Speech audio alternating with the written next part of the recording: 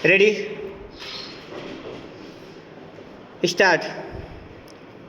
भाइयों और बहनों, आज मुझे बड़ी प्रसन्नता है कि हमारे बड़े बड़े कृषि वैज्ञानिक और कृषि विशेषज्ञ अपने अनुसंधानों के सार राष्ट्रभाषा हिंदी में प्रस्तुत करने के लिए पूरे देश से यहाँ एकत्र हुए हैं। मैं तो हमेशा ही कहता रहा हूँ कि किसानों तक नई जानकारी उनकी ही भाषा में पहुँचाई जा सकती है।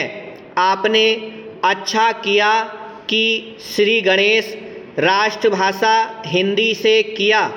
मैं तो चाहूँगा कि सभी भारतीय भाषाओं में राष्ट्रीय कृषि सम्मेलन आयोजित किए जाएं ताकि सभी क्षेत्रों के किसानों को पता चले कि उनके लिए इस देश के कृषि वैज्ञानिक कितनी मेहनत से नई नई किस्में और तकनीकें निकाल रहे हैं।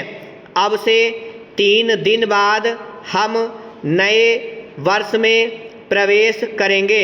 मुझे बताया गया कि सन 1995 के वर्ष को यूनेस्को ने सहनशीलता का वर्ष घोषित किया हुआ था। शायद भारत में इसके बारे में ज़्यादा चहल पहल या चर्चा नहीं हुई, क्योंकि भारत देश और भारतीय लोग तो हैं ही सहनशील। इसमें भी सबसे ज़्यादा सहनशील है किसान। आप खुद हिसाब लगा लो।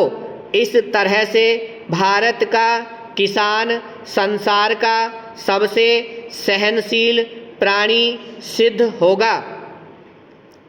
आजकल जाड़ा जोरों से पड़ना शुरू हो गया है, फिर भी उत्तर भारत का किसान शीत लहर की परवाह किए बिना आधी रात को उठकर अपने गेहूं के खेत में पानी लगा रहा है, क्योंकि बिजली कुछ घंटों के लिए आती है। किसान ठंड सहकर फसल उगाएगा और फसल पकते पकते गर्मियाँ शुरू हो जाएंगी तो जेठ की तपती धूप में वह खेतों में कटाई व मड़ाई का काम करेगा। यह जाड़ा पाला सहना और कड़ी गर्मी में पसीने से लथपथ होकर काम करते रहना, इतनी सहनशीलता बस किसान के बूते की ही है। फिर हिंदी बोलने वाला तो और भी ज़्यादा सहनशील है। हर हाल में जी रहा है। गेहूं चावल विदेशों में किस भाव बिकता है और हम उसे क्या भाव देते हैं।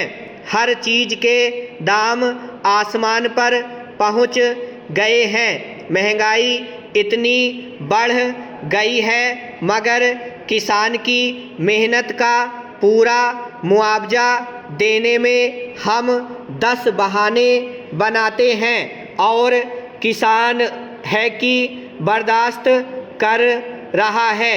बिजली महंगी हो गई, डीजल महंगा हो गया, शक्कर बीज महंगा मिलता है, रासायनिक खादें महंगी मिलती हैं, मगर दालों के दाम चढ़ गए तो के साथ शुरू हो जाती है। मेहनत करता है किसान और उसकी मेहनत पर फलते फूलते हैं बिचौलिए।